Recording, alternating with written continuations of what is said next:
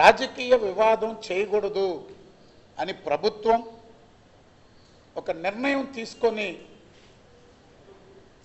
విచారణ సంస్థలకి ఏమి నిర్ణయిస్తే దాని ప్రకారం వెళ్దామని ప్రభుత్వం ఆలోచిస్తే ఈనాడు శాసన మండలిలో సంబంధం లేనటువంటి అంశాలు ఎవరైతే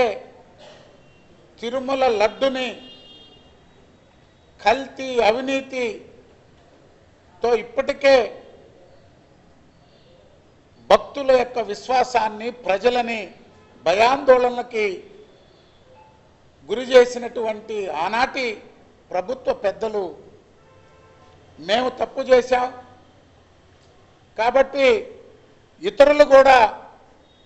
ఈ మరక అంటించాలా ఈ బురద చల్లాలనేటువంటి ఆలోచనతో శాసన మండలిలో సంబంధం లేని హెరిటేజ్ సంస్థ గురించి పదే పదే ప్రస్తావించడం, ఇందాపూర్ డైరీ గురించి ప్రస్తావించడం, చివరికి నిన్నటి రోజున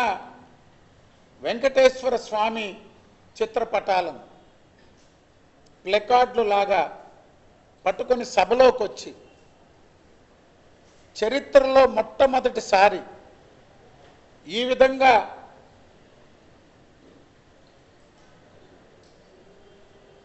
స్వామివారిని రాజకీయ చర్చలకి సభలోకి లాగడం, స్వయంగా చైర్మన్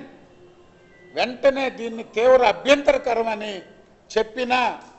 పట్టించుకోకుండా రచ్చ చేసి వాటిని మళ్ళీ సభ వాయిదా పడగానే ఎక్కడ పడితే అక్కడ పడేసి తొక్కుకుంటూ వెళ్ళినటువంటి వైకాపా ఎమ్మెల్సీలు, ప్రభుత్వం మంత్రులు తీవ్ర అభ్యంతరం, ఇది కరెక్ట్ కాదు, హెరిటేజ్ సంస్థ ప్రస్తావన వచ్చింది కాబట్టి హెరిటేజ్ సంస్థ పాలసీ ఏ ప్రభుత్వంతో కానీ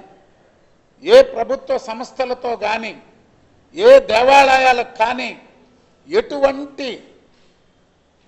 వ్యాపార కార్యకలాపాలు చేయకూడదు అనేటువంటిది ఆ కంపెనీ పాలసీ.